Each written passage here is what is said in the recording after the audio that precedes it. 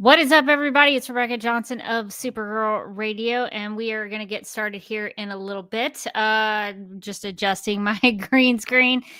So we will get started here. Morgan, I see you down there. Are you ready to go? I'm going to have to readjust my situation here. I'm having to, just for the next couple weeks, podcast from a different space. So I've had to redo all of my lighting and my green screen. So I'm trying to get resituated. So yes, okay, that looks better. Thank you for your patience. Do you have the doc for tonight's episode? I do have the doc. Perfect. So we are going to be talking about All-Star Superman number 9. We are kind of breezing through All-Star Superman. I feel like we just started this, and now we're getting to the end. We're getting to the final stretch of All-Star Superman. It's crazy. Yeah, so we are going to be talking about issue number 9. We've got some news that we're going to get to as well. So hang with us, and we will be talking about the news and also the content of the comic book. So if you are ready to go, Morgan, I say we get started maybe. Sounds good. Okay.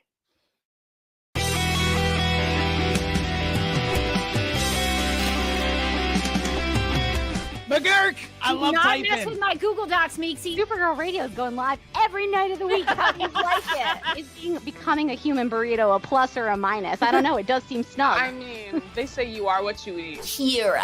I love that. So I do a podcast called Supergirl Radio, and one of our segments is Lena Luthor, Boardroom or Ballroom. Because she looks like a boss in this coat.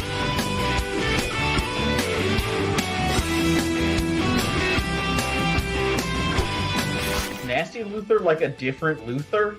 It's not just Lena being mean? No. Helen Slater here. So fun to know that you're hosting a podcast called Supergirl Radio. Yes!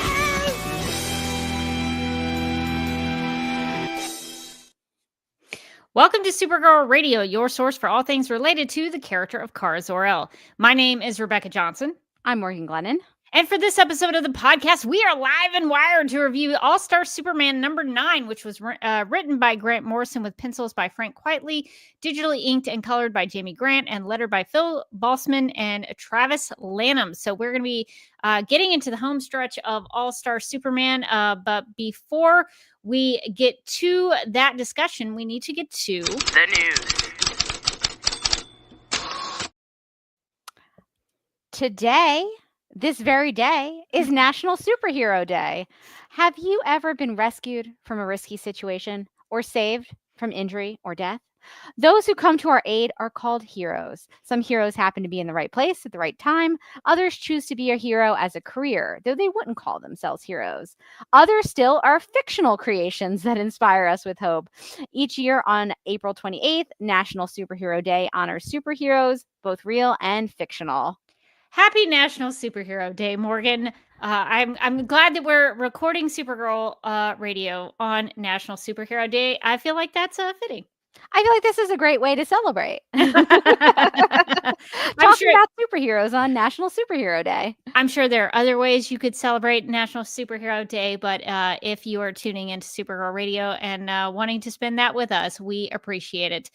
So we'll talk about some Supergirl, and we'll talk about a lot of Superman because we're still reading through All-Star Superman in anticipation for the new Superman movie, which it probably includes Supergirl, which we're going to be just, at the movie for Supergirl. So that's here for Supergirl. That's the main reason we are going to be there. But you can celebrate any superhero, real or fictional, that you want to today on National Superhero Day. Well, speaking of National Superhero Day, actor David Krumholtz posted to Instagram writing, quote, "Wrapped. Incredible experience working on Supergirl with Millie Alcock and Emily Beecham. Thanks Craig Gillespie, Peter Safran, and James Gunn, and an absolutely incredible London-based cast and crew," unquote. This is in reference to him playing Zor-El, Supergirl's father, Kryptonian father, in the Supergirl Woman of Tomorrow movie. In the post, he also shared some images of his cast chair with Zor-El's name on one side and a Supergirl logo on the other. So, Morgan, what do you think about we're getting little bits and pieces of the Supergirl movie, but not a lot. Do you have any thoughts on this? They're sort of just like dangling crumbs for us. They're just like, this movie is going to have it all. Chairs. That's it. That's all we've really gotten so far, but we know that the movie is going to have chairs. That's important. Characters and actors need to sit. That is very, very important. We feel confident there's going to be the back of actors are going to be in it. They've spelled Zor-El's name right. That's important. Good a strong start. Although I feel like it's hard to misspell Zor-El. Unlike wait, who was it in Supergirl that they kept moving the apostrophe on?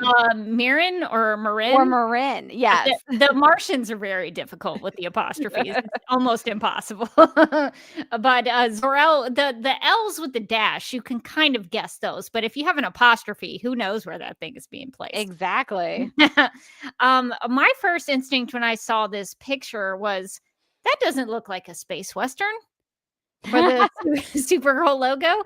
But from what I've been told, that David Krumholtz, I think, clarified that the logo on the back of the chair was not the official Woman of Tomorrow logo. It was just a Supergirl logo. So I hope they'll have something more stylized for the actual logo of the movie, because as of right now, it's just kind of a generic Supergirl something or other. It does have an S shield that looks a lot like David Cornsweat's Superman S shield, so it does look like they're going to keep that in the L family, but it doesn't seem to be the official Supergirl Woman of Tomorrow logo as of yet. That does make sense. It doesn't really have the sort of vibe of the comic. It seems very like not very westerny and very like bright and colorful, and I don't know that the comic logo would really lend itself to that. Yeah, if they're going to do Supergirl Woman of Tomorrow, I need it to be a space western. That's what it is. That's the genre. That's the story that I come for. So I would like for it to have a little more of a space western feel to it. But that's exciting though, that David Krumholtz, I love him in the Santa Claus franchise. That's right. He was also in Numbers. I enjoyed that TV show. I often forget he was in the Santa Claus, and then I'll be watching the movie and I'll be like, oh yeah, it's the Numbers guy. Yeah, so he's a great actor. So I'm excited to see him as Zor-El whenever we get more information about that. So we're getting little bits and pieces there. I think maybe that was in reference to Superman Day. I think there was a big swell of people posting stuff for Superman Day. And speaking of which, Mind the Gap in the chat says, coincidentally, DC has uploaded a video with writers talking about their favorite Superman stories, and Nicole Maines was one of the many who talked about All-Star Superman. Now, I did want to address this because I did see this video, and many, many people said their favorite Superman story was All-Star Superman. And in my head, I thought, have you read that story in a while? Do you think it's just because everybody kind of knew it was like an inspiration for the movie, and so it's like if you're in like a group and everybody says like their favorite book is like a favorite book, and like you've read it, but like you kind of feel a peer pressure situation going on. You're like, me too. Also, I like. Yeah, I sometimes wonder if people like, I don't know, maybe I'm being too critical on All-Star Superman, but in my opinion, if you think All-Star Superman, not to dismiss Nicole Maines can have an opinion. She's a real one because we know that she's done the reading.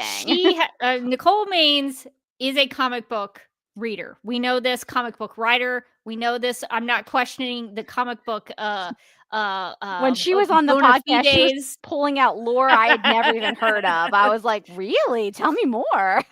However, All-Star Superman, in my opinion, overrated nonsense.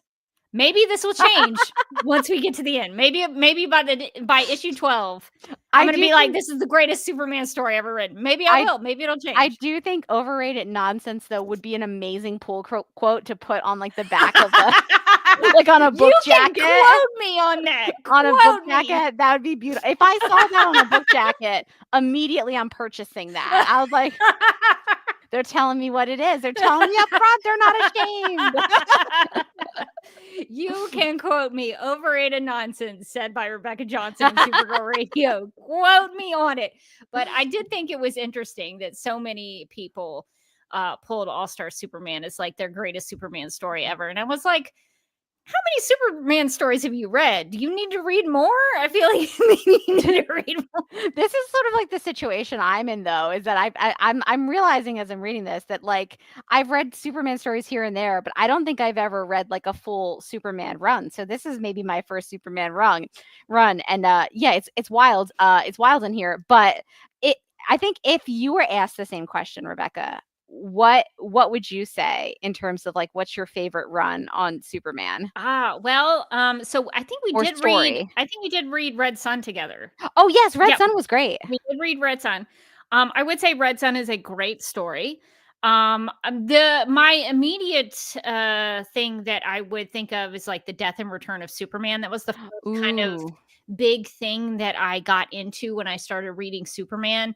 And for me, that will always like be the thing that I go back to, because the Death and Return of Superman is actually how I started to love comic books, because there's a couple of panels in that story where I think it's Lex Luthor and he pounds it showed me that comic books are essentially storyboards, like film storyboards, in the way they do panels. And so Lex Luthor like slams his fist down on Superman's casket, and it cuts to someone trying to resuscitate Jonathan Kent from a heart attack in the same kind of vein. And I was like, that's amazing. Like, it really blew my mind that it was sort of like cinematic in that way. And so it's just an epic story. And I thought the art and the momentum of it and the story, like Lois has a pretty good storyline, and the reign of the Supermen, the different Supermen who come in when Superman has died, I thought was really cool.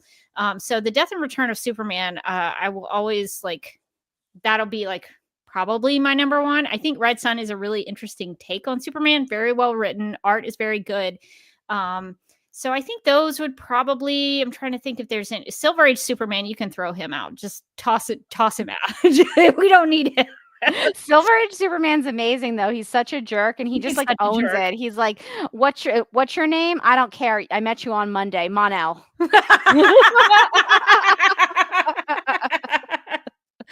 Yeah, I don't know. I think the John Byrne stuff, like the Man of Steel miniseries, I really like that 80s era of Superman a lot. So that would probably, yeah, I'm trying to think of all the trades that I've read. I think it's like the 80s for me. I really like that that era of Superman. But yeah, when people say All-Star Superman, I'm like, I don't know, man. I feel like there are better Superman stories somewhere. There've got to be. If this is the best we've got a problem. But he meets all the Bizarros. What about Zabaro? Are we just supposed to forget Zabaro? Because he did immediately. Yeah. Yeah. So yeah, I did see that video and I was like, come on, guys. Come on. Well, I will say Birthright is also very good. Superman Birthright. I've heard that one as well, as like one of the stories people mention a lot, but I haven't read it, obviously. Also, it's not really a Superman story per se, but I really like Lex Luthor Man of Steel. It's a Lex Luthor miniseries that kind of does a really good job of explaining why Lex Luthor hates Superman so much. It does a really, really good job. I think a lot of the Lex Luthor Man of Steel was used in Jesse Eisenberg's take on Lex Luthor. And then obviously, I think because of the inspiration of BBS, they sort of injected some of that, I think, into John Cryer. But the sort of more philosophical, scientific mind of Lex Luthor, I really like that take. And what is it called? Earth something, Superman Earth 1, I think it is. Superman Earth 1, I think, is also very good. A lot of that was taken for Man of Steel too. So there's stuff that I haven't. A lot of people love Kingdom Come, and Kingdom Come is one of those stories that I read really early on when I first got into comics, and I liked it a lot. but it's like All-Star Superman. I read it so long ago It was- that I've forgotten a lot of it. So I can't speak to Kingdom Come, but I remember that being so different and Is so that the one where interesting. Superman is like kind of old?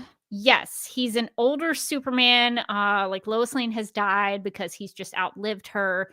And there's a lot of like religious overtones in it, a lot of theology that sort of like scripture is sort of, thy kingdom come is kind of woven into it. So it's really, really interesting. And the Alex Ross art is quite striking. So that one I think is like I'd like to revisit that. I haven't read that in a long time, but I can think of like several other things I would put in front of All-Star Superman is the thing. That's why I was so disappointed. I was like, there's so many other good stories that I would put above All-Star Superman.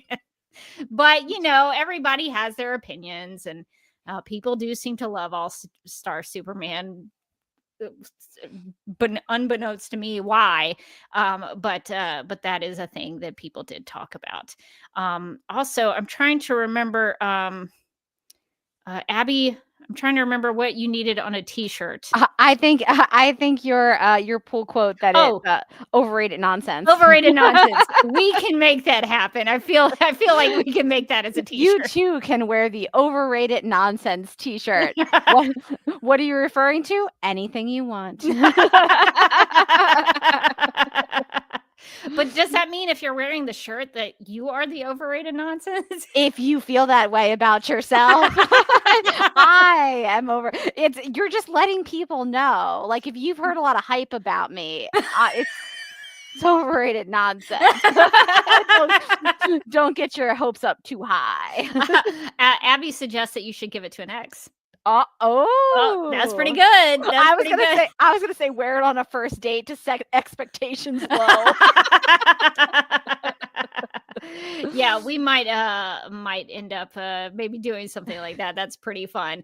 Also, Mind the Gap in the chat says, funny enough, Grant Morrison gave Mark Millar the ending of Red Son when they were friends.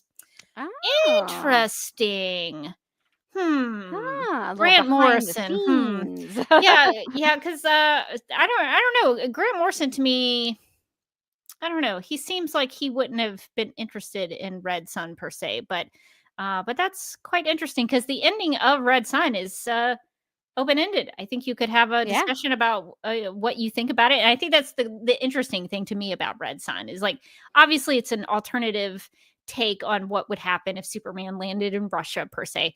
But the ending of that is so open-ended that you can have a discussion about all various takes on it. So I think that's what's cool about Red Son. Well, let's get to talking about another story of Superman. And so, of course, this is Superman, an All-Star Superman, number 9. And the description for this one, which the series calls episodes, episode 9, Curse of the Replacement Superman, the description reads, quote, behold the Eisner award-winning creative powerhouse in another fantastic exhibition of all-star bravura? What does that even mean? What is bravura? I'm going to have to look that up. Bravura. Yeah. A great technical skill and brilliance shown in a performance or activity. Wow, they're not messing around. That's a new one for me. The All-Star Bravura. Perils loom as Superman faces the strangest of adversaries, unquote. So, Morgan, there are some replacement Supermen, if you want to call them that, in this issue. So, Superman, last issue, was strapped to a rocket. He left Bizarro World and left all the Bizarros in the great sludgeoning. They're sludgeoning right as we speak. This was apparently 2 months ago. So he has now come back to Earth, crash lands on Earth, and he finds out that nobody needs him to help rebuild Metropolis after the Bizarro invasion because there are other superheroes who have come to take his place. So what do you think about these new characters that we are introduced to? I believe it's Bar-El and Lilo. Is that how you were saying them in your head? Yeah, that's how I was saying them in my head, like Lilo and Stitch. Yes, correct. Yeah. Well, they've got a very interesting and sort of future forward fashion sense that I really I enjoy. I like What do you think the like the antenna are on the top of their I don't their know. heads? That was a question I had too, because the antenna also appears to go like in back of their necks too. There's like little smaller antennae that Barel has on the back of his neck. I don't know about Lilo. I guess she's got them too. Yeah, I don't really. It's good. He's kind of giving me like spiny dinosaur.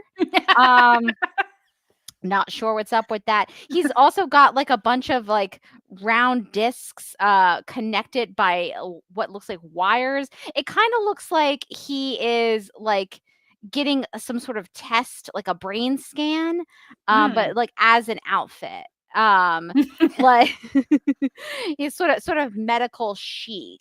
Yes. I get it's giving me like what they thought like the future was going to look like in like 1950. It's got that very like man of tomorrow, like in the future we'll all communicate by brain waves. The antennae is needed for that, of course, and it's like yeah, sure, okay, yeah, we'll be driving our flying cars, which we're never going to get. Well, to their credit, they didn't need flying cars. They fly themselves. They fly themselves.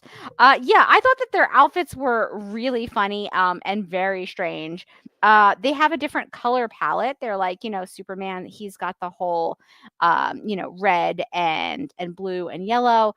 We just love yellow though, honestly. Yellow and purple. Oh my gosh. Red and blue makes purple. Ooh, twist. I was a little confused because his name is Barel, which would seem to indicate that does that mean that he's related to Superman in some way, that they're both from the House of El? Yes, I believe they actually talk about that they talk about it kind of throughout, but it definitely has a conversation during the thought screen where he says, Kal-El, I'm proud to call you my kin. So he is related to them. I believe there was also when he first introduces himself to them, he says, Superman says, my name on Krypton would have been Kal-El, son of Jor-El of the House of El, like you. And then Lilo says, I remember Jor-El, a young and ineffectual dreamer. So they knew who Jor-El was. I'm not sure what exactly their relationship was in terms of the House of El family tree, but they are related. I wanted the family tree diagrammed out. I'm like, is he like a distant cousin of some kind? Is he? I don't know. Like how are they related? The issues, like they're related somehow. Don't worry about it. And I was like, but I am worried about it. How am I going to fill out my family tree, my Superman family tree, if I don't have this crucial information? I was also a little surprised. So he is related to Superman in some way. He from the House of El, but the symbol on his chest is not a House of El. It's not a House of El glyph, and I was like, why not? It looks like an upside down A or like a V with a line through it. I wonder if that's their astronaut uniform, because the issue says that they are the first astronauts from Krypton who drifted lost in space for decades. So I don't know. Maybe it could be this is what astronauts wore on Krypton. I was also trying to figure out like the timeline, because he talks about how they drifted lost in space for decades, which to me made it sound like they had like much predated Clark, but they remembered Jor-El. Like they were just like, yeah, your dad, he was an ineffectual dreamer. It's like, oh, okay, nice to meet you too. So it seems like they coexisted with Jor-El, at least to some degree. We don't know exactly how old Jor-El was. Maybe he was like a child, like in a corner, like putting together like a Lego set. And they were like, how ineffectual is that? They did say he was young. Yeah. So maybe it could have been when he was a kid. Maybe they walked past him putting together like a little like science fair volcano, and they were like, how useless, and then they kicked it over or something. I don't know. They weren't very nice. So yeah, I was like, oh, okay. So they at least existed in the same time frame as Jor-El, which I thought was interesting. But I like the idea that this is their astronaut outfit, and then like this is what they said. This is like their version of like a NASA spacesuit. They're like, you got to get the antenna on top.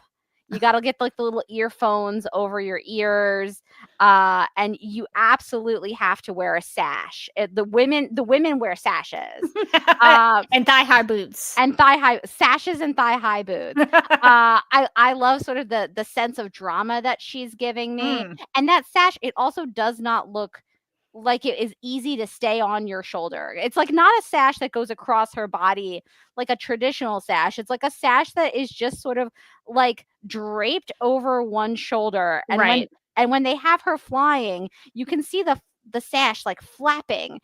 And so I of course was wondering about how it's tied down to that shoulder, how it's bolted down, because it does seem like it would be hard to keep that sash in place. Yeah, I think it would have to be like sewn into the suit. It would have to be part of it, because she like Bar-El. And by the way, I kind of wondered if it was like Beryl, like Beryl. I don't know. That's just also something I thought about. What I was like, did Grant Morrison just say Beryl? Did he name a character Beryl? Beryl. So I assume it's Bar-El. But Bar-El has the full purple cape, the full, Superman-esque cape. But Lilo doesn't get that. She just gets like a little quarter of a cape, I guess, so on one shoulder. So a jaunty sash, if you will. So I guess the female astronauts get treated a little differently. Why? I don't know. But they definitely have different boots and a different cape of sorts. And she does not have the like the triangle. No, yeah, she doesn't either. have that either, which is I also thought was a little surprising when they first popped up. I was like, well, why doesn't she get a little glyph like everybody else gets? But I don't know. That's just the costume. Maybe Bar-El was like a commander or something. Maybe he had a higher it's like rank. A rank. Yes, maybe. Yeah. This is me reaching. The issue does not explain this in any form or any way that would be any kind of explanation to it.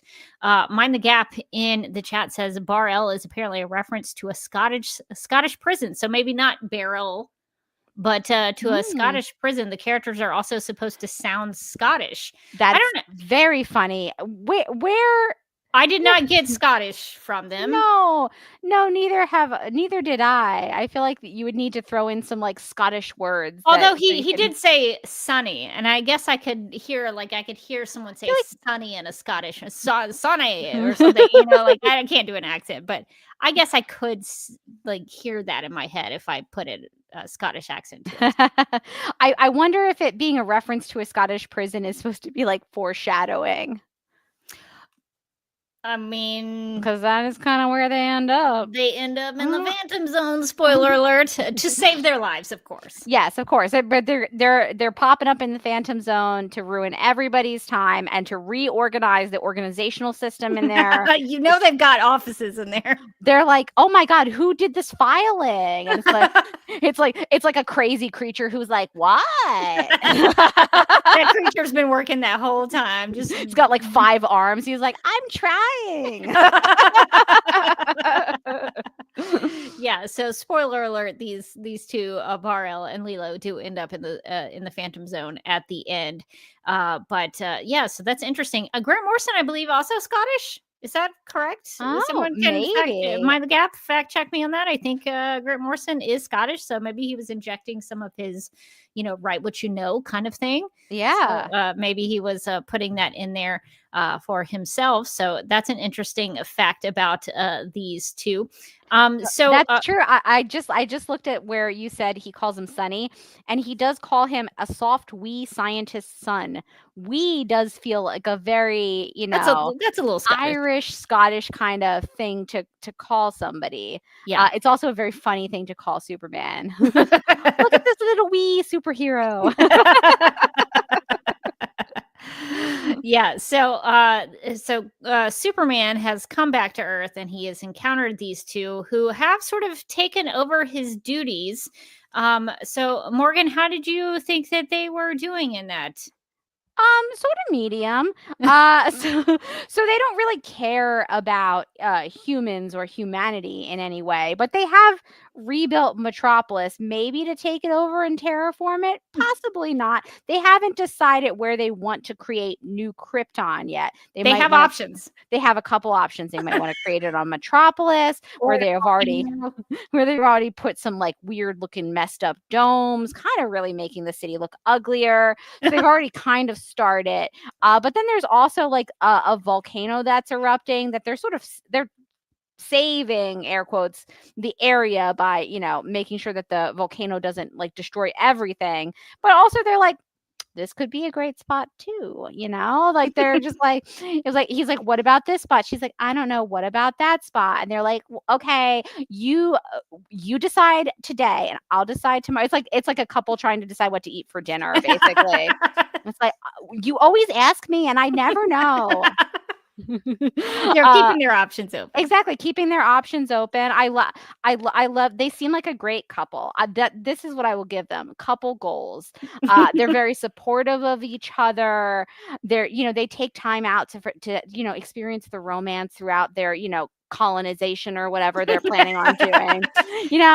A lot of people get swept up in where should we put the new colony, right? Where should we terraform? And not all of them remember to look into each other's eyes, He does. Bar-El does compliment Lilo's new dazzling green eyes that she has. There's a panel where they're fixing the volcano, and they just they take a moment to just kind of to peer at each other. So really romantic.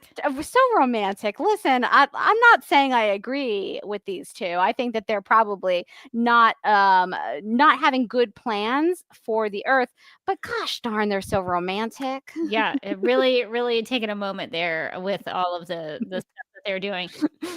Yeah, brutally more romantic than Superman and Lois are in this whole run. Honestly, that is kind of true. Other than the kiss on the moon, I mean, there's not much. And listen, Bar-El and Lilo, they get up to the moon too, mostly to destroy it. They mostly put a bunch of cracks in there. But then they're like, oopsie daisies. And to their credit, they do sort of staple it back in place. Now, they do that with bridges that probably were necessary for traffic patterns. So I'm thinking everyone's morning commutes have gotten a lot worse. And people have probably died. Maybe. Hopefully there was nobody on the bridge at the time. You gotta hope they did it in the middle of the night. I don't think they would really care, though. They cared too much. So they're like, look, we fixed it. What more do you want? It's like, I can see the Golden Gate Bridge on that thing. It's weird. It is weird. It is. I don't know that that's a great solution. That's maybe a temporary solution. I think you need to put those bridges back. You can't just staple it in place. Bar-El, classic Bar-El, and I don't like how they come. So Superman is gone for 2 months, and they come into the scene. There's never really an explanation about like when they dropped down, or if they were surprised to be there, or like what their idea of showing up on Earth was. It's just like they've been around for 2 months. Get used to it. It's the Bar-El and Lilo show now, Superman.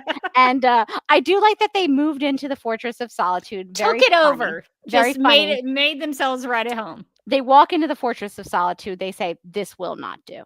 This will not do." It is such a downer in here. It's such a downer. Let's redecorate. Let's like sort of move things around. They kept the Titanic, which I respect.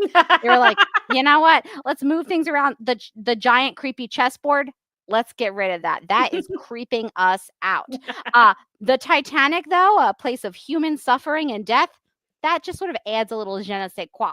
Which is funny proceedings. because they say that they got rid of the Jor-El and Lara statues because they wanted to have a celebration of life and not death. But they kept the Titanic. But to your point, though, that doesn't make any sense. Maybe they just wanted Kryptonian life. Yes, I respect that. Even though they took down those statues, much like the way I clean, they just sort of put them down on their side behind their statues. They were like, I don't know where to put. I don't know where to put these. We should probably put them in a closet, but I don't know where the closets are yet here. So let's just kind of like we'll put them back there, and then we're gonna do it in like a day or so. 2 months later, they still haven't put it away. should we speculate on if these statues that they replaced Jor-El and Lara with are they of Bar-El and Lilo? It looks like for sure. Yeah, no, they put statues of themselves in there. And I want to know like how these statues got made. Like, do they have artistic talent that we just don't see in this issue, or did they like make all the robots in the Fortress of Solitude come up with giant statues of themselves? Because they do seem very rude to the robots, which I did not like. I did not care for, no. As they're walking in, they accidentally rip one of the robots' arms right off of him. They don't say sorry. They don't try to put it back. Superman's like, oh, sorry, bruh. My bad. And like trying to help the robot, at least giving him a little pat on the shoulder, like, it is what it is. They do have the robots carrying stuff around the fortress. So maybe they did make them creative, like sculpt statues for them. I would imagine that like the Superman robots are like so psyched to see him back. They're like, listen, he's always kind of like skulking around and he's really sad. They're probably not wrong about how morbid this place is. But on the flip side, I've never had to make a life-size, an extra life-size statue of him. He's not like, no, you didn't get my good side. Try it again. Yeah, so I think they in my opinion, I think they definitely made the robots make the statues. So I think we're not told in any way, but I think that's probably what happened. I think that's what happened too. I do think it's very funny as well that they're like immediately are like, it's messed up. You just have a bunch of people in this bottle over here. Yeah, like, the Kandorians. I'm like, we're both offended and like not over it. Like Superman tries to very casually like blow past it. He's like, well, that was Brainiac. That wasn't me. He's like, yeah, but they're so small and they're like still on this very rocky pedestal. It could fall at any moment. Any moment it could fall. And it feels like you just kind of don't care. And Superman's like, yeah, I guess it does feel like I kind of don't care. But they're in there having a great time. He's like, have you considered that they like it in the bottle? And they're like, how dare you, sir? But it could fall and crash at any moment and they would all die. I like that at the end of the issue, Superman is like, you were right. I've been really phoning in on the Kandor bottle situation. I should get back on that. But I do feel like we see like a little hint of what's to come because he's like, you guys, your bodies are rejecting this, what was it? Radiation. And to save you, I need to send you to the Phantom Zone. But I am going to put all of my effort into getting you guys back. Arguably as much effort as I'm putting into the bottle city of Kandor. And at that moment, Bar-El and Lilo must have known that they're just going to live the rest of their lives in the Phantom Zone. They're in the Phantom Zone. They're in the Phantom Zone forever. He's not circling back around to this. He's going to forget in like a week. It's like how he's going to go back for Zabaro.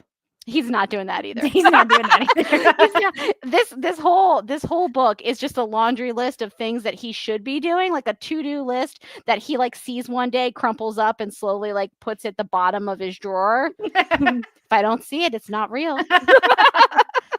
So I think I don't have confirmation of this, but I think this is the precursor to the new Krypton storyline in DC Comics, which sort of intersects into the Sterling Gates run on Supergirl several years down the road. But I think this is maybe the start of the new. There's a whole storyline where the Bottle City actually. Ooh, I messed up my microphone. The Bottle City actually does kind of come up, and they do make them sort of life-size Kandorians. So I think that's right. I think it's kind of in this time frame. So that's kind of interesting to actually read New Krypton in this book, because there was a storyline in DC Comics that was about New Krypton and creating a new Krypton. Yeah, I think that's interesting. I'm gonna have to go back and dig into that to see how Bar-El and Lilo intersect into that storyline. So they do seem to be very upset with Superman for not doing anything with the Kandorians, but that is sort of quickly blown past, because they do get sick, and Superman does say they pass through a radioactive cloud in space, which caused the minerals in their bodies to turn to toxic kryptonite, because that makes sense in this scientific mumbo jumbo that we have here in the story. And so they do get sick, and the way that so I did have a questions that I just kind of wanted to hash out with you, Morgan, because I wasn't, because the art in this story, it's sometimes very confusing. I have to connect dots that I don't totally understand. Do they go blind? Yeah, it seems like they're going blind. Like, so here's the thing. I think I'm on the record as like being kind of medium on the art. And I think I'm on the record as well as saying that the faces in the art, by far the worst things.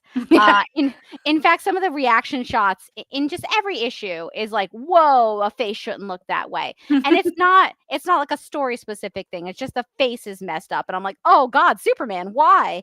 And so I wasn't sure if I was supposed to take from like this shot that they were going blind, or if this is just sort of how a face looks in this run. That's a weird panel. It's a weird panel. Yeah. Like his eyes are sort of pointing in various directions.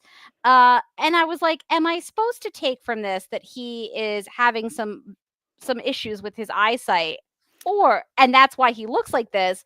Or is that just how faces look in this run? I did find confusing. The reason why I think he, in addition to the eyes kind of going in different directions, the next panel after that, it looks dark. It looks yeah.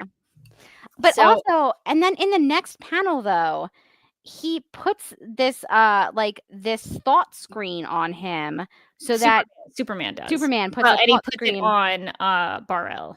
On Bar-El, and maybe Lilo, or maybe he just doesn't care about Lilo at all. And I was like, okay, like if he's blind, you can still talk to him. What's the thought screen? I was a little fuzzy on what possible reason the thought screen was. Now, again, hashtag couple goals. They're very sweet together. I really like them. I mean, I guess if we had to get colonized by somewhat evil aliens, at least I'm glad that they have a good relationship.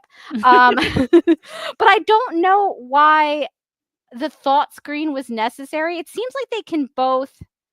Can they not talk now? Yeah, Superman says if I'll put on this thought screen, I'll be able to see and hear you on it. And I don't understand why they can't talk anymore. Yeah, are we supposed to take that like they went blind and then they also couldn't speak, like their whole bodies were shutting down? Like, I guess I can get there, but they put so much emphasis on him going blind, and then they're like, okay, I'm gonna put this thought screen thing on your head so I can speak to you. And I'm like, I thought his problem was that he was blind. Also, why wouldn't Superman be able to see them? They're right in front of him. Yeah, he can. What can't he see? Like, yes, this is so strange. I mean, he can then see, like the thought screen then puts them up into the bubble thing. I also think it's funny because he puts the little device onto Bar-El. But he doesn't put a device on Lilo. He just does it straight up. He doesn't want to hear what she thinks. He's not interested. But she shows up on the thought screen anyway. So yeah. How does that work? That doesn't make any sense. It's sort of mumbo jumbo logic, which I usually go with in these issues. But I do feel like the mumbo jumbo logic is probably the worst part of this run. I thought that the way that they suddenly just started dying was too abrupt. Like, it was too abrupt for me. Yeah. like they're fighting Superman. They're talking about how how he's degrading the Kryptonian name, how he is, he's left all the Bottle City of Kandor people, how he is not living up to the fullness of the Kryptonian potential. He's bringing himself down to the level of these He's barbarians, these humans. denigrating himself by having a secret identity. Exactly. And then like 1 second later, it's like, oof, I'm dying. There's it sounds like I'm exaggerating. That's like exactly how the issue goes. Yeah. I felt like we needed just like a little bit more between those two phases of the issue. Maybe earlier on we could have seen them start to be like, that's so weird. I don't feel so good. And then just kind of like blow past it or something like that. So it would have been like some foreshadowing that like something was going to happen. It felt very weak. It felt like it was like, okay, well, we're halfway through this issue. I don't want to do like another issue with these people. Oh my gosh, I couldn't do a two-parter. No, not a two-parter. Even though their love is so beautiful, not a two-parter. And they're like, we just got a two-parter out of Bizarro. We're not getting a two-parter out of these guys. Yeah. So we just got to get rid of them. We got to get them gone, and we've got a couple panels left to do. It felt like the writer got halfway, like 75% through the issue, and was like, just got to get them out of here. Yeah, I guess I guess you don't have a lot of time to do it, and they needed to get it, in one issue. They don't have a lot of like story real estate, so they got to get it done. The only thing that I would say is maybe there was some foreshadowing at the beginning when they were talking about that volcano that they were like drilling holes in, because he says something about her green eyes and how it was unusual. Yeah. So maybe the kryptonite, maybe there's something kryptonite related to her green eyes that's sort of showing up in her eyes. Maybe that's why they can't see anymore, is maybe that the kryptonite goes. I'm just reaching for I explanations. think you're absolutely right. Yeah, because she is like, if you insist, it must be a side effect of the powers we've gained since our arrival here. But yeah, I can definitely buy that. I think it would have worked for me if we had just seen them like have some other like side effects just in like a panel or two, where you could kind of like go, oh, that's weird that like they did that, or they seem to be feeling that way. Because when you're reading it and you're not paying super duper attention, it is just like they go from being these formidable opponents to, oops, we're dying. Yeah, they're pretty confident and capable throughout most of the issue until right then when they start collapsing and just like fall out of the sky out of nowhere. So I would agree that it goes by very, very quickly, and then they sort of wrap that up in like what is it? 1, 2, 3, 4, 5. They start having problems in like 7 pages maybe from the end. And then it wraps up very quickly. So it is very short. The amount of time that they're able to say, okay, they're sick, they're having problems, and now they're going to the Phantom Zone, because that's the only way Superman can save them. So I would agree that it happens very, very quickly. So any remaining thoughts about Bar-El and Lilo, our Scottish Superman replacements? I will once again, couple goals. I will say at the end where they realize that they're dying, and Superman comes up with the solution that unfortunately he's just going to have to send them to the Phantom Zone forever, unless he figures out a solution, which he's straight shooting with them. He's not going to. Even he's like, it's probably going to be forever, and they're like, well, we saw what happened with Kandor, so we believe you, truly, deeply, we believe you. But I did like that he said, hey, could you put my hand in Lilo's, because like wherever we're going to go, we're going to go together. And I was like, little tear. Again, these are not good people, but but their love is so beautiful. And I like that they're like, we're going to go and we're going to ruin everyone's time in the Phantom Zone now. I will say that was probably my favorite panel in the issue. Because it sort of made me laugh, because at one point when Superman saves Lilo, Bar-El says something like, stop touching her with your naked hands. Because Bar-El and Lilo have gloves on, And so when they hold each other's hands in that very sweet way, it's their gloved hands holding each other. So they did not hold each other with naked hands. They did have gloved hands that they gripped each other and said, "We go together." So I did think that was very sweet. These are people who did not have good intentions for planet Earth, not at all. and they really screwed up the moon. And also the bridges of who knows which cities. I mean, there might have been. I know it was like a lot of American bridges, but I don't know. There might have been some global bridges involved. But that moment was really sweet. I would agree with that. The way they go out, I think, is very nice for two characters who probably didn't deserve it. They listen. They had a dream. They were going to redecorate Earth a lot like they redecorated the Fortress of Solitude.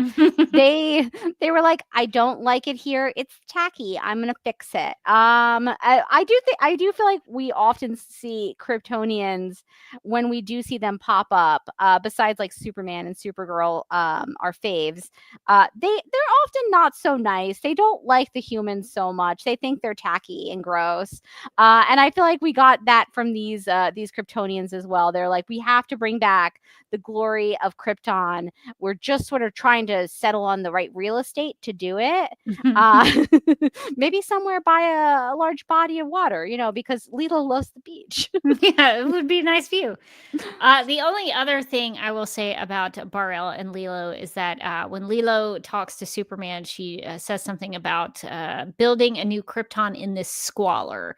And it made me think about General Zod from Zack Snyder's Man of Steel movie, where Zod says something similar about this squalor. And so I think there may have been a little inspiration taken from All-Star Superman for General Zod and sort of the terraforming that happens in that movie as well. So I thought that was interesting as I was reading through it. So we sort of briefly mentioned Superman while we were talking all about Bar-El and Lilo, but did you have any thoughts about Superman and Clark Kent? Because not only was Superman gone and presumed dead, they also thought Clark Kent was dead too. I think the Clark section of this was the most ridiculous section for me. I truly could not wrap my head around what was happening. I could not understand why Clark, with all of his super intelligence, would think that this is a reasonable excuse to give people. He's like, oh, I've been gone for 2 months, and I do understand that you guys had a memorial service and fully thought I was dead. But on the flip side, I've been stuck. Here's his excuse. I've been trapped in my bathroom with 3 unopened Thanksgiving baskets. So now we have to imagine this man trapped in his bathroom for 2 months, just eating a turkey leg, just eating. How big are those baskets? What's in that basket? What's in a basket? Is he just chowing down on like can after can of cranberry sauce? Like none of what he just said to me is a thing I ever want to conceptually think about, but it's also just such a bad excuse. I couldn't deal with it. I was like, this is what you came up with? You had some time while you were flying around to think of something better. This is the top tier Clark Kent excuse that nobody sees through, that you're Superman. Isn't that like 60 days? That's 60 days. 60 days of just nonstop cranberry sauce and stuffing. Maybe but it gotta be a shelf stable basket, right? Well, it has to be non-perishable items. Is it just mainlining breadcrumbs? Is that what's happening? He's like, yeah, I've lost a lot of weight. The cranberry and breadcrumb diet, I would not recommend. But he still looks great. Clark is still looking great. Still looks great. I guess this is the early 2000s, and are we supposed to assume he does not have a cell phone? Not even one of those like the chocolates that you pushed up, or like the flip phone Nokias, or maybe a razor, like a pink razor, like Paris Hilton. He couldn't have called anybody. Well, what if he was locked in the bathroom though? So what if his phone was outside the bathroom door though? There's and his phone could have died, Morgan. The battery could have been not charged. There's just so much here because Perry says, we held a memorial service. So are we to believe? Okay, we have to jump. We have to make this logic leap. We have to get into this. That they held a memorial service because he did not show up at work for 2 months, but nobody went to his apartment. Because his excuse is that he was in the bathroom the whole time. So they were like, in his bathroom, in his own bathroom the whole time. So he's assuming correctly, which is the best part, that these people are so self-involved that he just didn't show up for work. They thought, should we go see if he's alive? They thought, he lives cross town. Let's just assume he's dead. And then, because they love parties, they threw a memorial. They do love a party in this storyline. To be fair, given everybody we've met at the Daily Planet, I have to say, Lois included, I do feel like this is believable. These versions of the characters, especially, I would agree with that. Yeah, you would think that they would call the police and the police would go over there and like knock down the doors and stuff if he wasn't responding. Abby said skipped the wellness check. Yeah, they didn't even call someone else to do it. They just went and they were like, oh, he hasn't showed up for like 2 weeks. Like, he's probably dead, right? Well, to be fair, there was a Bizarro invasion. People were dying left and right and being turned into blobby Bizarro people or whatever. You feel like if there was a chance of your colleague and maybe friend, who knows what these people consider. I don't feel like any of them. I don't think friend. I don't think friend here. If your colleague perhaps was part of a sludgeoning of some sort. Don't you think you would like check up on them? Like they have his address. They could have just knocked on the door. They might have needed another reporter for something. They probably needed somebody to do that job. Did they not rehire? Maybe they said he was dead because they were like, we don't like Clark. We need to rehire somebody else. We have to rehire, but like corporate is not letting us get more headcount unless we can prove that this dude's dead. So we could go check his apartment or like call his next of kin, but that seems like tiring and That's like who's gonna check up on it? HR? That lady threw out the window. Steve fully threw her out the window. We're good. I feel like I feel so bad for the Clark Kent in this run. He comes back to work. Everybody seems annoyed he's alive. Straight up annoyed he's alive. Lois is like, all I heard from that story of you surviving off of canned cranberry sauce for 2 months is that you were saved by Superman, which means Superman, not you, don't care about you. Superman is still alive. Yeah, that's what she cares about. And then as a funny prank, Steve Lombard tries to set him on fire. Like, listen, what is wrong with the people at the Daily Planet? It's dire when the most reasonable person at the Daily Planet is Cat Grant.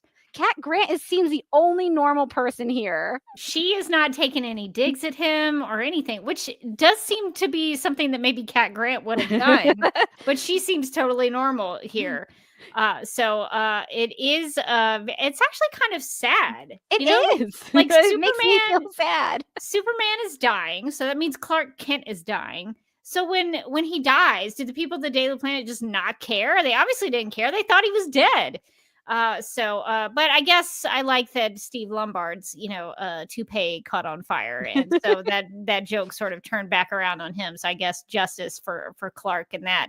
But yeah, I thought that was pretty sad that they didn't really care until he mentions that Superman saved him from this bathroom where he's been eating cranberry sauce for 3 months, reading the complete works of Shakespeare. I do like the little detail of that he's been reading the complete works of Shakespeare, because it's like in his brain he doesn't think it would be realistic if he just had nothing to do in there. He's like, listen, no one's gonna believe me that I got trapped in the bathroom for 2 months if I didn't have something to do. But like once I say that I've been reading Shakespeare, they're gonna get it. They're gonna really get it. Like Does he just normally, would he just normally have the complete works of Shakespeare in his bathroom? Is In that his- his bathroom reading material? You know how some people like leave out a magazine? He just leaves out the complete. He's just got a bookshelf like across from the toilet. He's got the Tempest and Hamlet and Exactly. all these things. Yeah. I mean, I guess maybe somebody could have the complete works of Shakespeare. Sure. Maybe it's a sure. Shakespeare themed bathroom. You could do whatever you want. It's your house. I wonder if he has a Shakespeare themed bathroom. I would love to find out if there's a Shakespeare themed there somewhere out there in this wide and beautiful and diverse world. There is a Shakespeare themed bathroom, and good for you, whoever did it. Good for you. Yeah. You are just like Clark Kent. So Clark has come back. Nobody seems real excited about it, but they do like the idea that Superman has survived. And I guess maybe just really briefly, I mean, Lois seems to be very happy that Superman is alive. We're now issue 9 into this storyline. I just don't like this Lois. I was about to say, there's nothing about this Lois I like. I feel kind of comfortable saying I hate this version of Lois. I don't like her at all. She is not interested in Clark, who has been gone, dead. We don't even know if she, for all we know, this version of Lois was just too busy watching Housewives on the couch to go to the memorial. Like, I would buy that. I think that's probably true. That seems realistic. She doesn't care. He shows back up. She doesn't care. She goes, Clark, have you seen Superman? I have to talk to him about something. It's really important. To me, this whole thing is so insane because the run starts with Superman Clark telling her he's Superman. Now, Superman has gone missing for 2 months. So does Clark Kent. Coincidentally, so does Clark Kent. She cares about the one disappearance. She doesn't care about the other. And she doesn't seem to connect the dots. He's gnawing his way out of a bathroom as we speak.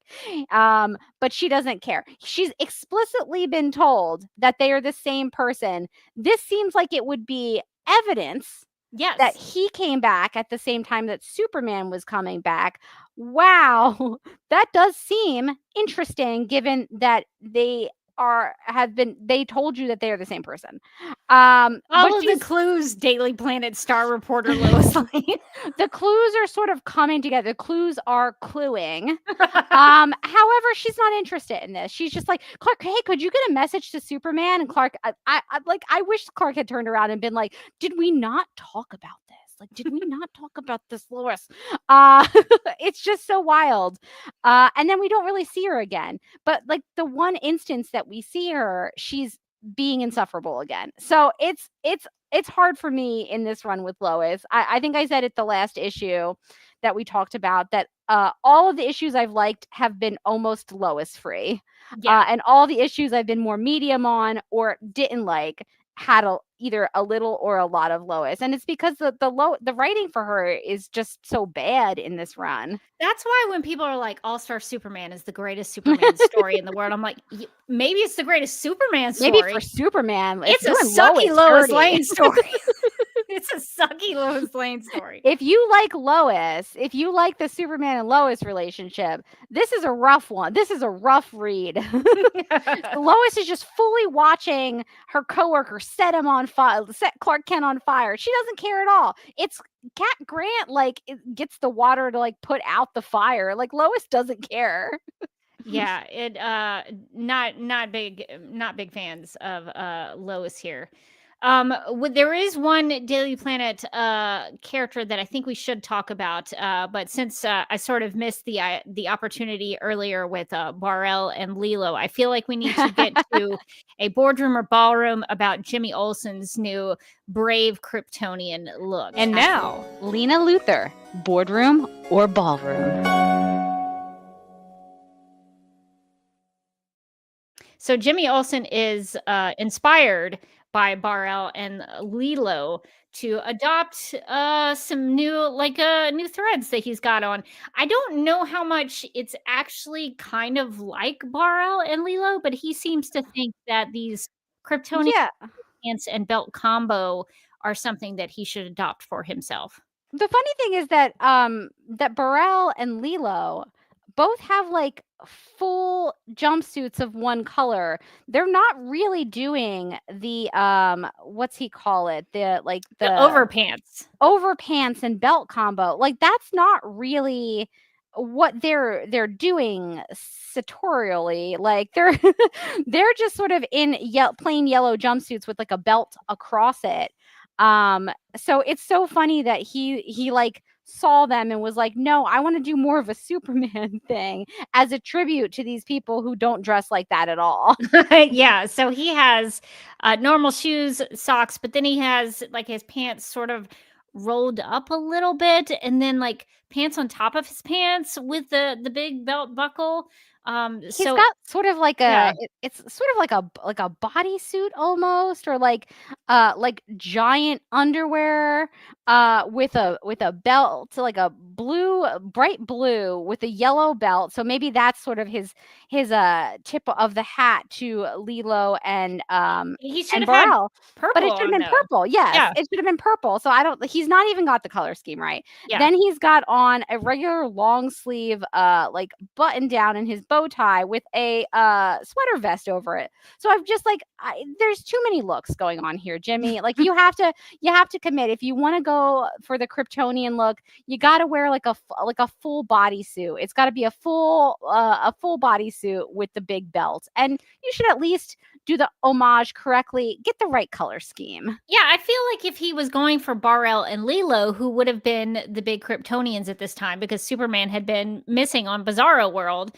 I think he should have done the purple and yellow color scheme with the gloves. I think that would have been an easy look to do, actually.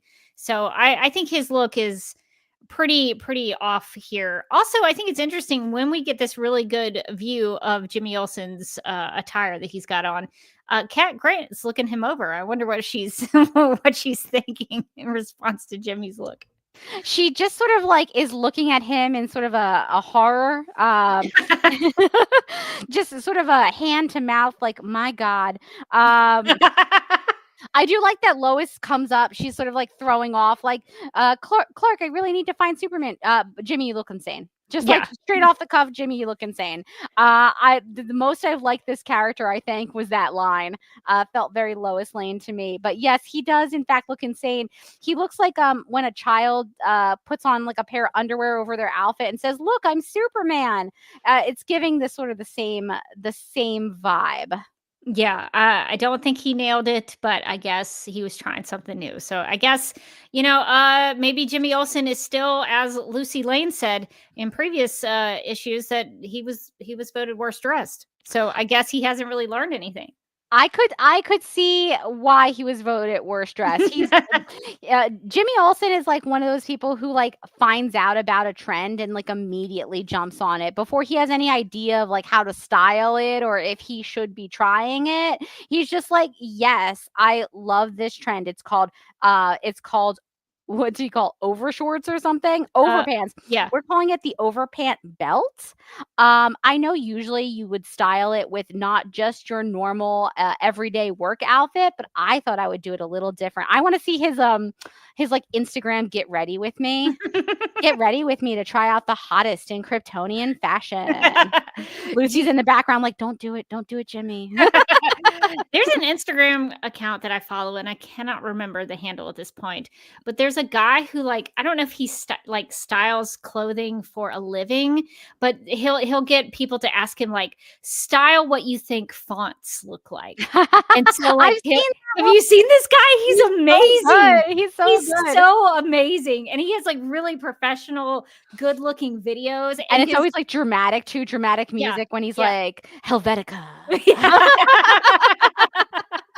And it always looks spot on. Like Futura is like this futuristic, like styled clothing, and it's just so good. And so I would like to think that like Jimmy wants to be that guy, but he just can't be on that same level.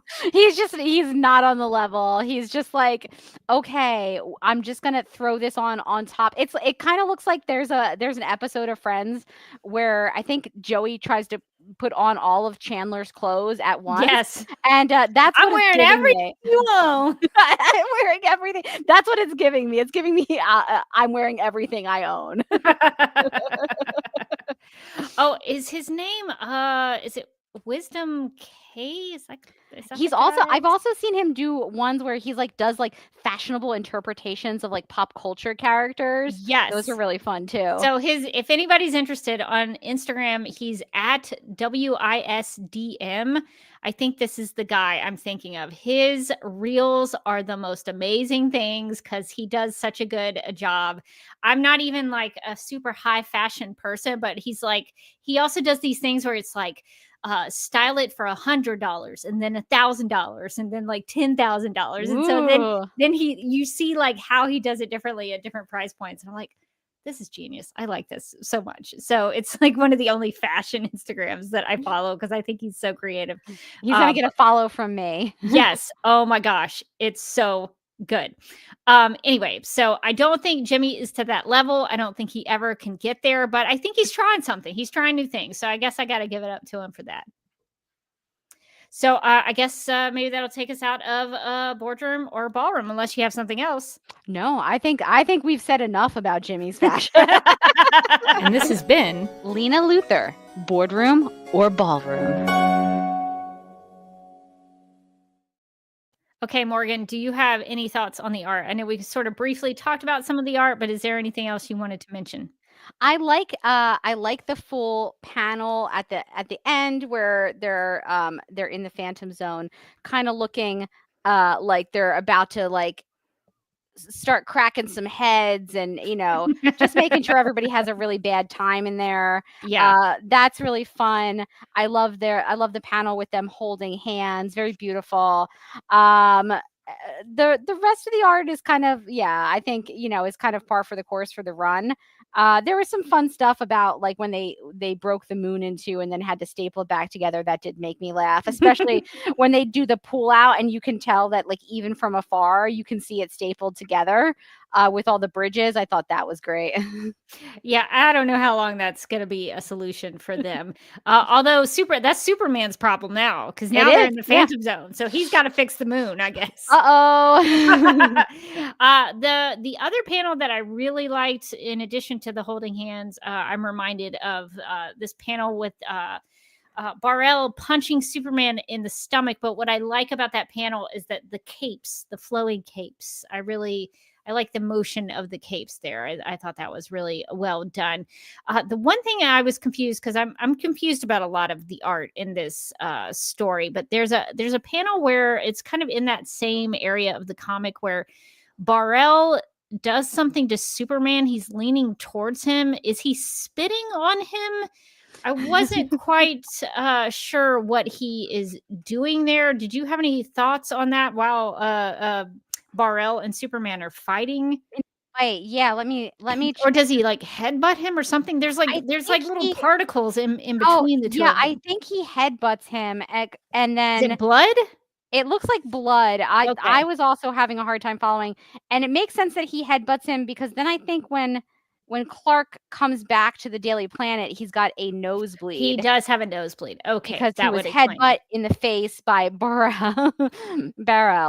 Yes. Okay, that would make sense. That's stuff that I really had to pay attention to, and I wasn't sure. Okay, so overall thoughts on this issue. Any remaining thoughts? I think this one was sort of middle of the road for me. There's been a couple that I've really enjoyed. I really liked the some of the more emotional ones or some of the more unhinged ones. But this one sort of fell sort of in a middle ground. It was enjoyable. It was a fun read, but I don't feel like this late in the run, it does feel like some like end stage stuff should start kicking in, and it still feels very scattered. Every issue is sort of its own thing, and I would think by issue 9 of like a 12 issue, we would start getting like a little bit more seated about like how the run is going to end. He does, of course, he does mention that he was hoping that Lilo and Burrell might be around to take care of the world, because maybe he's not going to be there anymore, and it would be nice to, have some people back him up. But unfortunately, he's not going to get that workplace coverage. So, I mean, I think maybe the romance between Lilo and Burrell and the fact that they're dying, or at least going to a different place, a better place, a farm upstate, is maybe supposed to, make us think about Superman and Lois. But again, this version of them is very bad. I don't buy it. If they're trying to make a parallel between Burrell and Lilo and Superman and Lois, it's not. I'm not buying it. You're not selling that to me. I've never said it or thought it, but I think Superman can do better than this version. Oh my gosh, I know. It's terrible. I just sort of feel like have we talked to what's Lana up to? Yeah, maybe give Lana a call. At least Lana seemed mostly supportive in that flashback. She liked both Clark and the fact that he had superpowers. She knew about both. Anyway, let's bring back Lana. Justice for Lois in this. She's very poorly written, and as usual, when she pops up in the book, I get really mad about how she's characterized, and it kind of overshadows some of the other aspects of the story. Yeah, I like your point about this needing to continue that theme of maybe Superman possibly dying, and I think it's interesting that not only did he need to find a replacement for himself, there was also a mention of this memorial for Clark Kent. So if Superman dies, if he dies for real, what's going to happen to Clark Kent? So this is a situation where they've already kind of done a memorial service for Clark Kent and nobody really cared. And I think that's a sad state for Superman in this story. If Superman dies, everyone will care. That will impact the world. But Clark Kent doesn't seem to be someone that would matter to anyone. And that's a real downer, I think, for a Superman. Why do people like this story, Morgan? Why do all those people, like the official DC Comics accounts, talk about how much they love this story? I don't understand it. It's very much a Superman story, and we see a lot of stories where like Superman and Clark Kent get like equal billing, or there's a Clark story and there's a Superman story. This in All-Star Superman, Clark Kent really is just the alter ego. Yeah. Like Clark Kent doesn't seem to have a lot going on. Clark Kent is in his bathroom reading Shakespeare and eating cranberry sauce, and no one's checking up on him. Not even his mom, I guess. I don't know. It's wild. It's the Clark Kent is very much an afterthought. This is very much all about Superman. But as somebody who likes sort of the duality, the Clark Kent and Superman, it is kind of rough to read. It's like, you're like, oh, no one really everyone's so mean to Clark. Everyone's so no one seems happy to see him.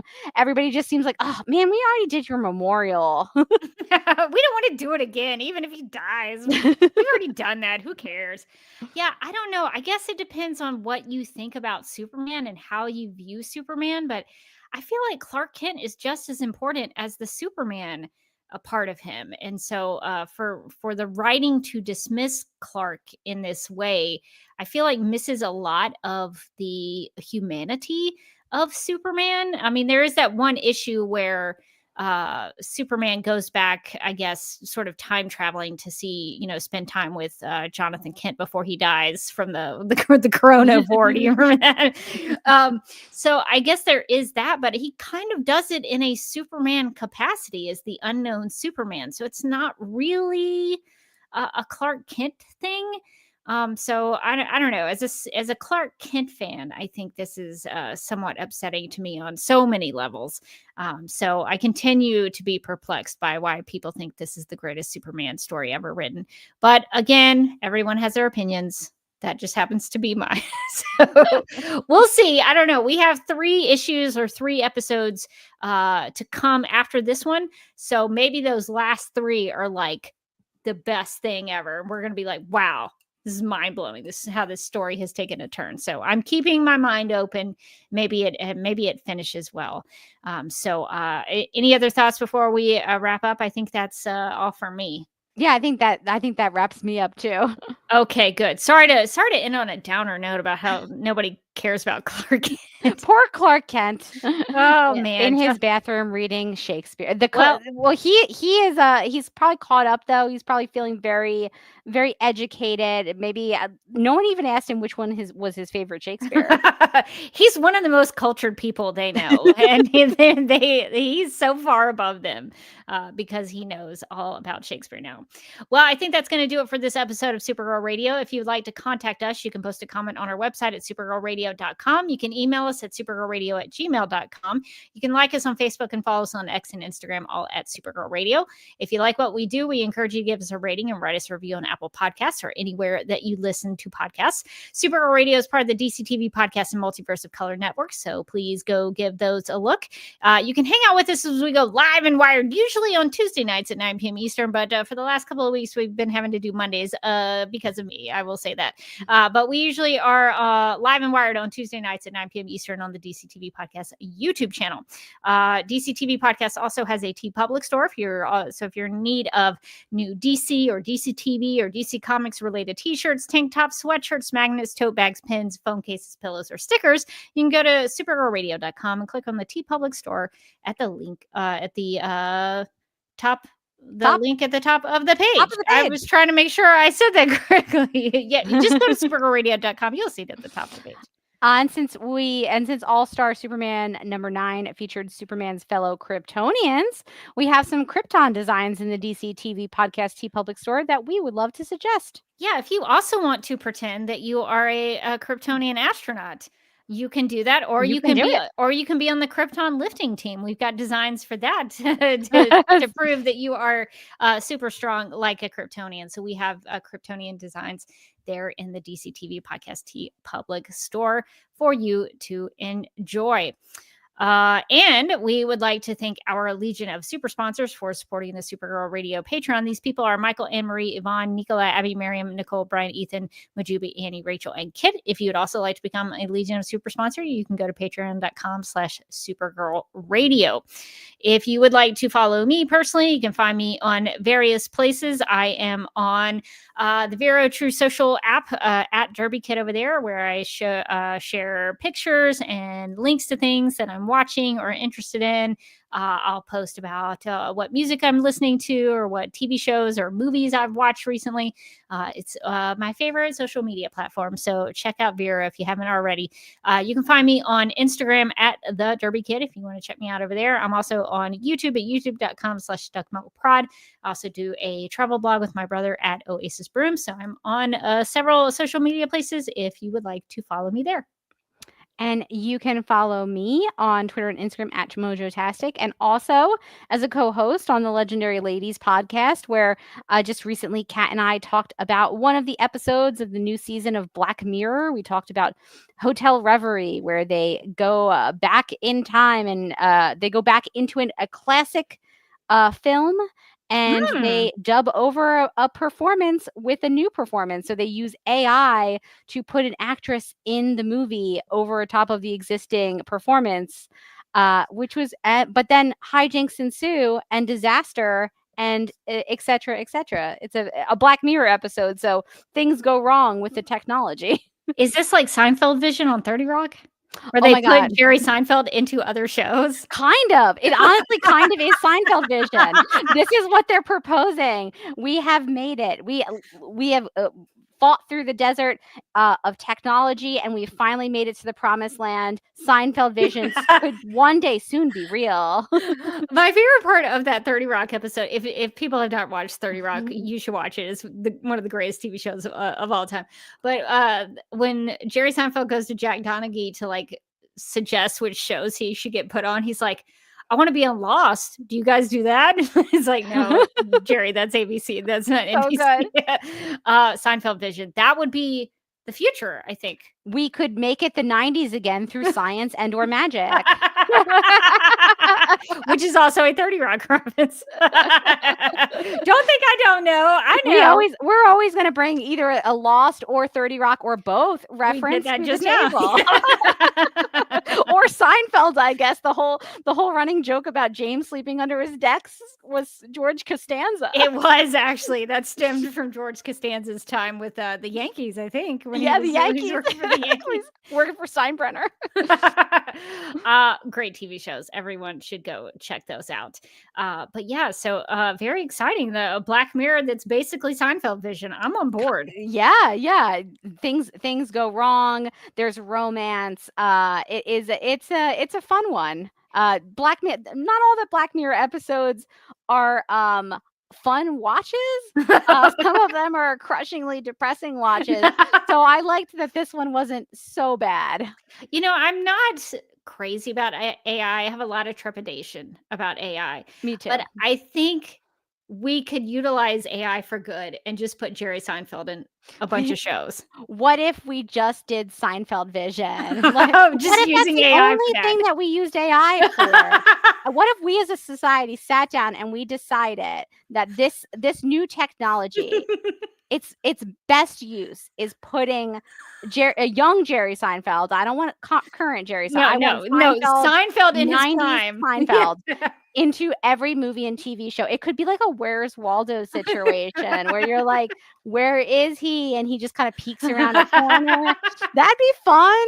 Let's use AI for that and not the other scary stuff. What if we put him in all of our favorite current TV shows, like Secret Lives of Mormon Wives? Yes. What if he's on The Way Home and dealing with the Landry farm? My God, jumping in the pond, going back in time. His puffy shirt would be perfect for that. Oh my gosh, he would fit right in the 1800s. Someone, I don't know how to do that with AI, but if someone would like to use AI to put Jerry Seinfeld in his puffy shirt in the 1800s of The Way Home, listen, I would accept it. AI is bad, but there are some use cases, and it's specifically Jerry Seinfeld. Although Abby does give us another one, which is AI could create a Shakespeare bathroom. Who can do this? AI could imagine what that would look like, and then give us like the craziest version of it. I think. What's the prompt for that? For like ChatGPT? Is it like Clark Kent's bathroom with Thanksgiving dinner and complete works of Shakespeare? Like, could you imagine what it would spit out? You'd be like, oh God, I didn't want this to look like this. You know what? You know who we know who is very good with AI? That's true. Bill Meeks. He could make this happen for us. Bill Meeks. I'm gonna be like, Bill, I know you're very busy, but I need you to do two things for me. I need you to put Jerry Seinfeld in The Way Home. In The Way Home. And then I also need you to create Clark Kent's bathroom Shakespeare themed. Maybe Shakespeare themed bathroom. At least one can of cranberry sauce just off to the side. I'm gonna see if Bill will do this. We gotta do it. I have to commission something and pay him for it. I will do it. We will get you the Shakespeare bathroom. Our guarantee. Bill, please do this for us. Okay. Abby said the ChatGPT is gonna question it and send out a wellness check, which is more than Clark's coworkers did for him. The artificial intelligence cared about Clark. Are you okay? Oh man, what a sad state of affairs. Nobody at work, nobody he worked with, not the woman he loved cared about him. Poor Clark. Clark. But the artificial intelligence that has no humanity is like, are you okay, man? Is everything all right? Should we call Mama Kent? Well, I think that gives us a lot of creative pursuits that we need to follow through with. But I think that's going to do it for this episode of Supergirl Radio. But until next time, I'm still Rebecca Johnson. And I'm still Morgan Glennon. And if you need us, we'll be in touch through the thought screen.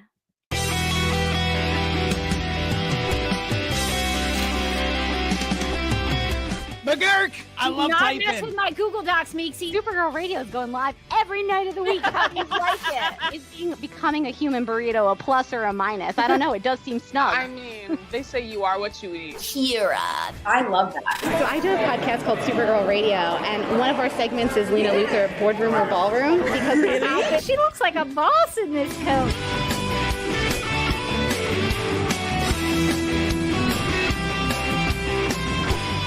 Is Nasty Luthor like a different Luthor? It's not just Lena being mean? Helen Slater here. So fun to know that you're hosting a podcast called Supergirl Radio. Yeah!